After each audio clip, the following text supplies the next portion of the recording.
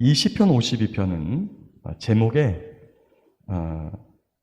에돔인 도액이 사울에게 이르러 다윗이 아히멜렉의 집에 왔다고 그에게 말하던 때에라고 하는 제목이 붙어 있습니다.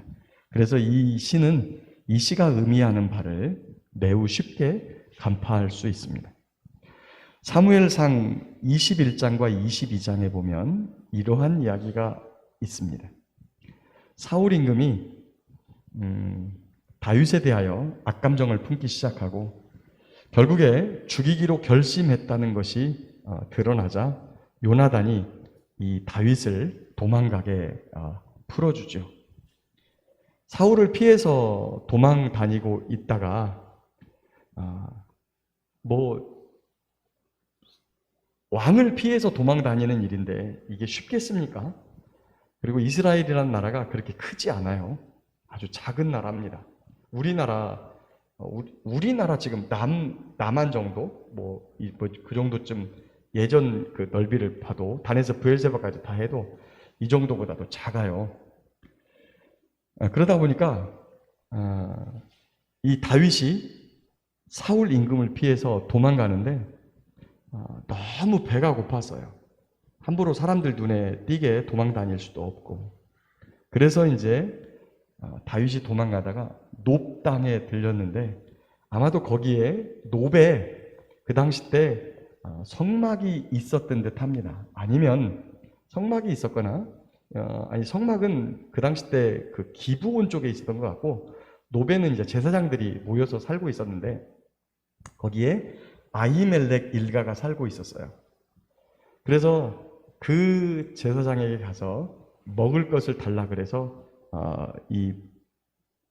얻어오고 그 다음에 칼까지 얻어왔습니다. 그때 이제 다윗이 얻어온 떡은 아히멜렉이 그 제사를 드리고 나서 물려낸 떡을 가지고 있었다 그래요. 그것은 원래 제사장들만 먹게 돼 있는 거룩한 떡이에요. 우리가 성막에 들어가면 좌측에 등불이 있고 등대가 있고 우측에 떡상이 있는데 거기에 떡 12덩이를 늘 해놨다가 새 떡으로 바꾸고 그럼 그 떡 남은 거는 이제 제사장들이 먹고 이렇게 하는 겁니다. 그런데 원래 제사장들만 먹게 돼 있는 이 떡을 아히멜렉 제사장이 다윗이 배고파하니까 다윗에게 먹입니다. 그런데 아히멜렉과 다윗의 대화를 보면 이 아히멜렉이 다윗이 사울 임금으로 쫓기고 있었다는 것을 알고 있었어요.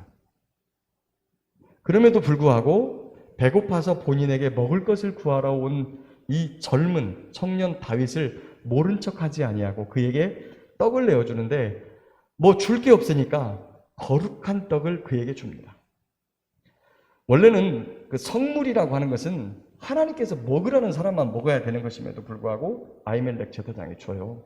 근데 이 부분에 대해서 훗날 예수님께서 너희가 아비아달 제사장과 그 다윗의 이야기를 읽어보지 못했느냐. 하나님께서 우리에게 원하시는 것은 자비를 원하신다. 이렇게 우리에게 가르쳐 주시죠. 그런데 떡을 얻은 이 다윗이 한 가지를 더 구해요. 혹시 칼 같은 게 있습니까? 칼이나 창.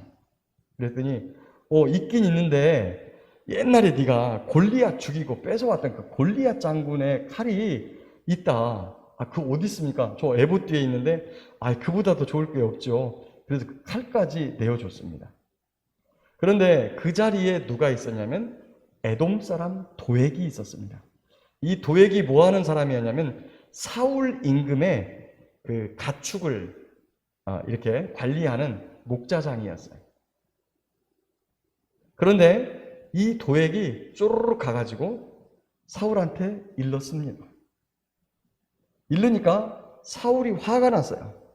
지금 자기 아들 요나단도 다윗을 숨겨주지. 자기는 다윗을 잡아 죽이려고 하는데 요나단도 다윗을 숨겨주지. 그리고 이 다른 사람들마저도 아무도 다윗이 어디 있다고 보고해주지 않으니까 막 화가 나 있었던 차에 이 도액이 하는 이야기를 듣고 잘됐다 그러고 놉 땅에 있는 제사장 무리를 싹 잡아옵니다. 그러고 나서 물어요. 야, 너 다윗이 지금 내 왕위를 찬탈하려고 하는 움직임이 있어서 내가 쫓고 있는데 네가 떡 주고 했다면서, 심지어 칼까지 줬다면서. 그러니까 이 아히멜렉 제사장이 아주 당당하게 이야기를 합니다. 왕이시여, 다윗은 왕의 사위도 되고 왕의 호위대장도 되고 왕의 군대의 장관도 되는데 그처럼 충성스러운 자가 없는데 왜 다윗을 쫓으십니까? 네가 여호와께 물었다면서, 내가 여호와께 다윗에 대해서 물은 게 하루 이틀입니까? 이 아히멜렉 제사장은 굉장히 신실했던 것 같아요. 그러니까 국가의 그 중요 직책을 담당하고 있는 사람들, 그리고 국가의 미래를 위해서 이 나라를 짊어지고 갈 사람들에 대해서 하나님께 중보기도했던 사람이었던 것 같아요. 그게 하루 이틀이 아닌데 왜 이것을 저한테 죄를 지어가지고 지금 책임을 물으려고 하십니까? 그러지 마십시오. 사울 임금이 열이 확 났어요. 그래가지고 옆에 있는 장수들에게, 야! 가서 저 제사장들 전부 다 목 쳐! 여러분, 이스라엘 백성들이 아무리 악해도 하나님을 섬기는 제사장들인데 그 사람들의 몸에 함부로 손을 대지 못하죠. 더욱이 아히멜렉 정도, 사울 임금 앞에서 그 정도쯤으로 당당하게 말을 하는 아히멜렉 정도 되는 분이면 벌써 이스라엘에서 아히멜렉이 굉장히 신실한 제사장입니다, 이런 소문이 돌았을 거란 말이죠. 그래서 아무도 손을 안 대요. 근데 이때 그 에돔 사람 도액이 칼을 들고 가서 여호와의 제사장 목을 칩니다. 그리고 그와 함께 있었던 노인, 여자, 아이 할 것 없이 85명을 그날 목베어 죽입니다. 이런 악한 사람이 바로 도액이었습니다. 그래서 오늘 그를 향하여 1절에 포악한 자, 악한 계획을 가지고 자랑하는 자, 심한 악을 꾀하여 날카로운 삭도같이 간사하게 행하는 혀, 그리고 선보다 악을 사랑하여 의를 말함보다 거짓을 사랑하는 그런 악한 자라고 말을 합니다. 저와 여러분 중에 이러한 사람은 없죠. 그런데 세상을 살다 보면 저와 여러분이 오히려 이런 경우를 당할 때가 있습니다. 여러분 한번 생각해 보십시오. 지금 사울 임금 성령에 충만했다가 성령은 떠나시고 악한 영이 그를 사로잡아서 미쳐버리는 사람, 그리고 그와 함께 있는 이 악한 사람 도액, 그들은 세상의 권력을 가지고 있고 돈을 가지고 있고 권세를 가지고 있고 힘을 가지고 있어요. 그에 비해서 다윗은 도망자고, 도망자 다윗, 하나님의 사람 다윗을 숨겨주었던 아히멜렉은 그렇게 신실했던 제사장 아히멜렉, 하나님의 말씀이 무엇을 원하고 있는지 그것을 그대로 알고 있어서 다윗이 왕에게 쫓기는 줄 알면서도 그에게 긍휼과 자비를 베풀었던 사람, 그런 사람들은 세상 사람들 눈에 보기에는 아무 힘도 없어서 그냥 한 칼에 목이 베어져 날아가 버리는 이러한 상황 속에 던져진다는 거예요. 어떻습니까? 세상적인 눈으로 볼 때 누가 형통한 거예요? 누가 잘 되는 겁니까? 세상의 눈으로 볼 때는 그야말로 아히멜렉과 다윗은 도망자요, 그리고 힘없이 죽임을 당하는 아주 연약한 처지에 있던 사람이에요. 그러나 하나님께서는 하나님을 사랑하는 자들의 죽음을 귀히 여기시는 줄 믿습니다. 제가 저희 국내 기독교 유적지를 전라남도에서부터 그 다음에 충청도, 경기도, 강원도, 경상도 이렇게 해서 지금 경상북도 남부 지역과 경상남도 지역, 부산 거기만 돌면 이 전국 기독교 유적지 순례를 마쳐요. 근데 전남 신안에 갔더니 한 교회 전 교인 66명이 공산당원들에게 의해서 전원 순교당한 교회였어요. 전원. 당시의 모든 교인이. 그런데 순교당한 후손이 와가지고 그 동네에 와서 다시 목회를 시작했어요. 교인들이 올까요, 안 올까요? 동네 사람들이 올까요, 안 올까요? 안 옵니다. 교회 다닌다고 하는 이유로 모든 교인이 다 죽었어요. 전도 됩니까? 안 됐어요. 한참을 그렇게 그 후대가 와서 목회를 함에도 불구하고 이 교회가 부흥의 기미가 없었어요. 근데 지금은 대한민국에서 전 교인이 순교당한 대한민국 교회사에서 유일한 교회가 되었습니다.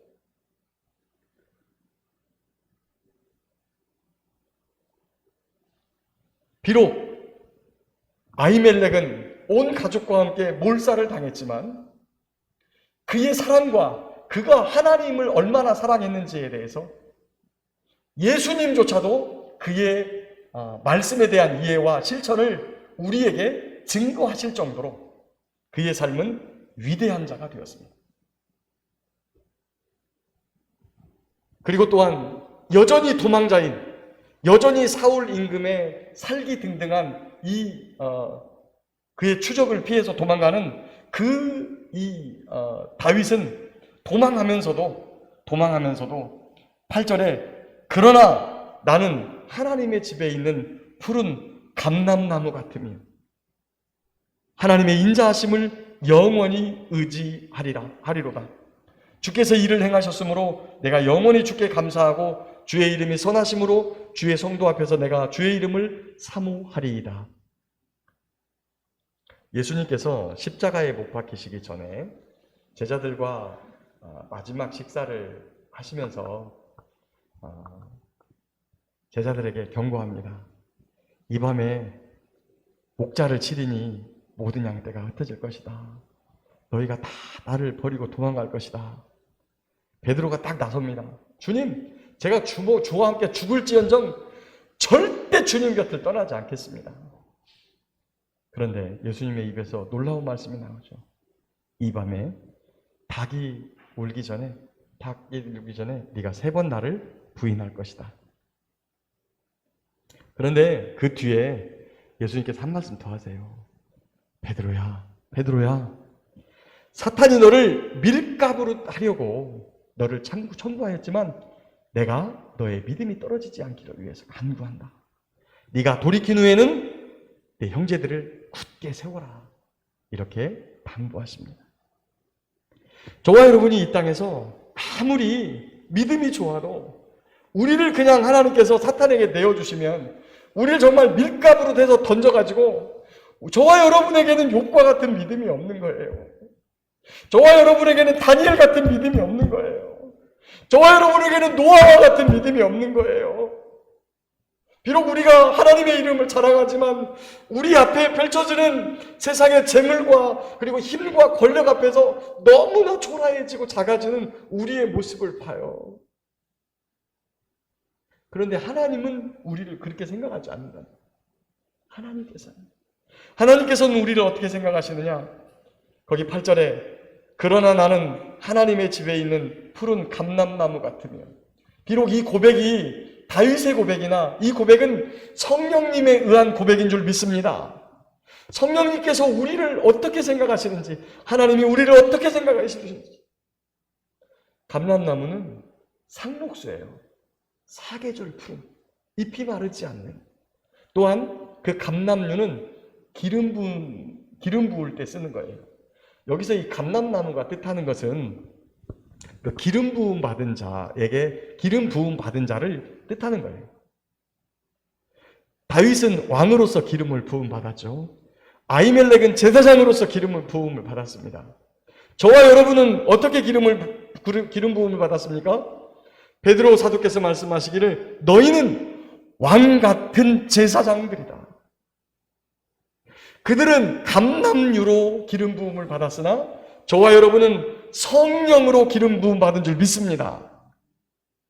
하나님께서 우리에게 성령을 부어주셔서 하나님의 사람으로 사시사철 마르지 않는 상록수와 같이 푸른 잎, 그리고 많은 사람들을 살리는 아름답고 귀한 직임과 직책을 우리에게 주셨습니다.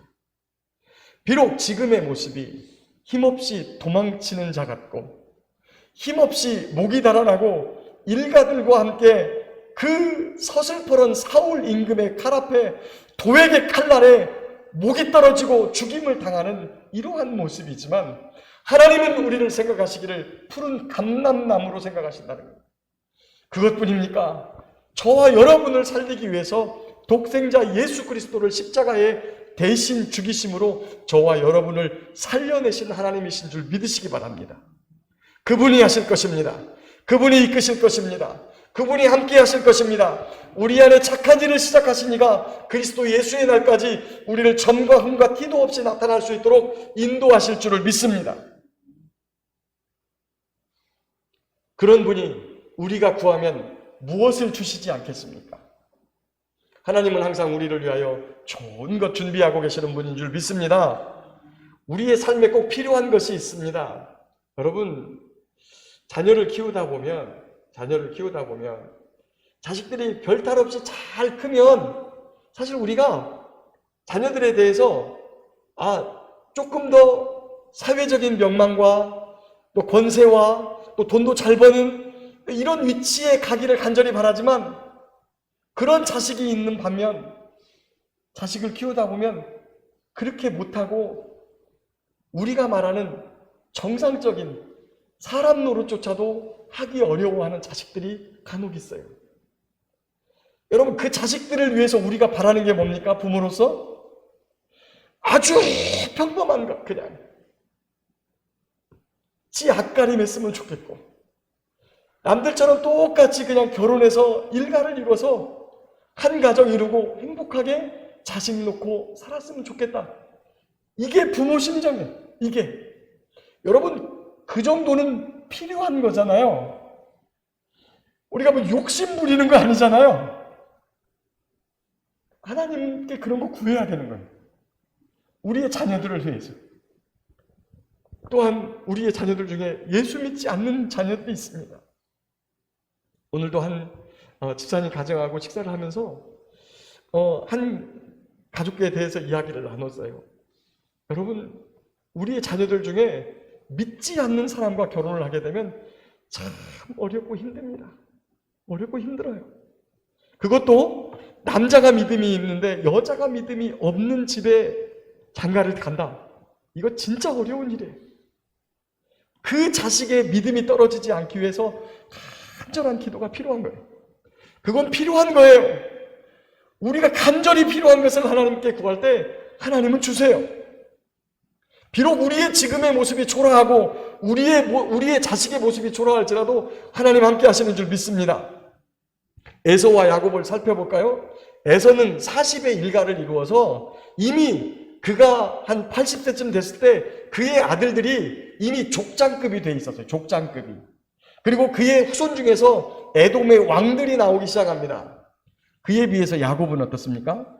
아이고, 찌질이 못나니 84살 먹어가지고 장가 들어갔고 85세 애 낳기 시작했어요. 야곱이. 그것도 해가지고 양 키우라고 가서 내보냈더니 서무하고 동침하질 않나. 형제 하나 시기 질투해가지고 죽었다고 연극에서 꾸며놓고 팔아먹질 않나. 완전 찌질이 못나니 완전히 뭐 콩볶은 집안이죠, 이게. 근데 하나님께서 어떻게 하십니까? 하나님께서 야곱은 사랑하고 에서는 미워하였다. 하나님이 택하신, 하나님의 택정하심을 입은 사람을 주님께서는 끝까지 놓지 않고 책임지시는 줄 믿습니다. 그로부터 열왕이 나오고 하나님의 은혜 속에서 그의 이름이, 이스라엘이 한 나라, 한 민족의 이름이 될 정도로 위대한 나라를 만들어 주셨다고 하는 거예요. 지금 우리의 모습이 비록 아주 작고 미약하고 가진 것 없고 사람들 앞에 내놓을 것 없고 그래서 그게 부끄러워서 하나님의 영광을 가리는 것 같지만 저와 여러분이 하나님을 놓지만 않으면 하나님은 아브라함의 하나님, 이삭의 하나님, 야곱의 하나님이라 칭함을 부끄러워하지 아니하시는 하나님이신 줄 믿으시기 바랍니다. 주여, 이 밤에 우리를 붙잡아 주셔서 푸른 감람나무처럼 우리의 삶이 마르지 않도록 우리를 붙잡아 주시고 우리의 열매를 통하여 세상을 살리는 귀하고 복된 삶이 되게 하옵소서. 가정이 되게 하옵소서. 일가를 이루게 하옵소서. 지금은 비록 힘도 없고 돈도 없고 백도 없고 권세도 없지만 주님을 붙들고 살아가는 우리의 인생이 정말 값어치 있고 귀하고 능력 있는 삶으로 변화되게 하옵소서라고 간절히 부르짖고, 특별히 믿지 않는 자녀들과 우리의 자녀들을 위해서 간절히 부르짖음으로 말미암아 하나님의 은혜가 우리의 삶에, 우리의 가정에, 가문에 충만하게 임하는 이 밤 되시기를 예수님의 이름으로 축복합니다.